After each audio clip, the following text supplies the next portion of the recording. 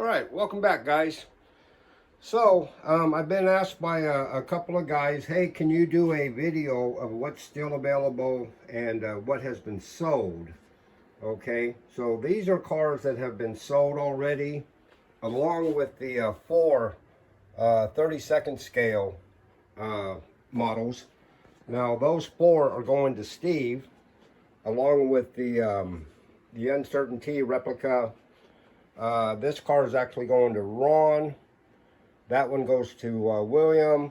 That one goes to James. Along with that one goes to James. This one's going to William. This is going to L. And that's Paul. This is Paul. That one's also William. This is going to Frank, and Frank. That's going to Jeremy. That one there is going to Chris. This Black Monte Carlo is going to Tingo, and that one also goes to William. Now, I had a couple of comments this morning when I woke up. Hey, man, that's a ripoff, the prices you're charging for these models. Now, I don't really charge for the amount of work that I got into them, but they have a lot of work. This car here, all these body lines have been molded and reworked, the hood scoop, the front end, all around the headlights, around the tail lights. And just to give you an idea of what I charge to paint a model, now I've been painting them for 30 years. Ever since I got into doing models, people have asked me, hey, can you paint my model? A regular paint job starts off right around $100, okay, for me to take your body, prep it, sand it, primer it, paint it a solid color, and clear coat it with the urethane clear coat, and ship it back to you. Now you get more into a paint job like this, I charge a couple $100 to do that. Same thing with this van. Now I sold that van for 125 bucks, and it's a great looking shelf model, and I don't feel like I'm ripping anybody off. I had one guy say, hey, those are $30 kits. That kit back there cost me $100 when I bought it. Okay, so yeah, I mean, I just don't think the amount of work that I have into them, that I'm ripping anybody off. All of them have been in shows. All of them have won some kind of first place usually. This one's actually won best category. Yeah, I mean, so if I'm burning anybody, I just don't see it. The prices that I charge and for what they actually are, this Candy Brandywine little coffin, right off the bat, just being Candy Brandywine, pearl white base, and whatever, would be a couple $100 if you sent it to me just to paint it. Same thing with this orange hauler. I painted that thing twice before I was happy with that pearl paint job on it.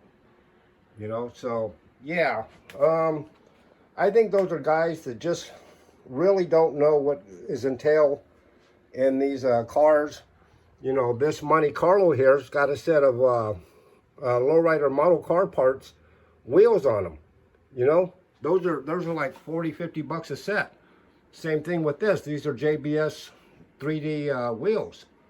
Those are $50 just for the wheel. On top of that, the paint job. So yeah, I think they're uninformed, and so I just had to give them a little schooling. But let me come back and I'll show you stuff that's still available, and yeah, that'd be it. So these are sold.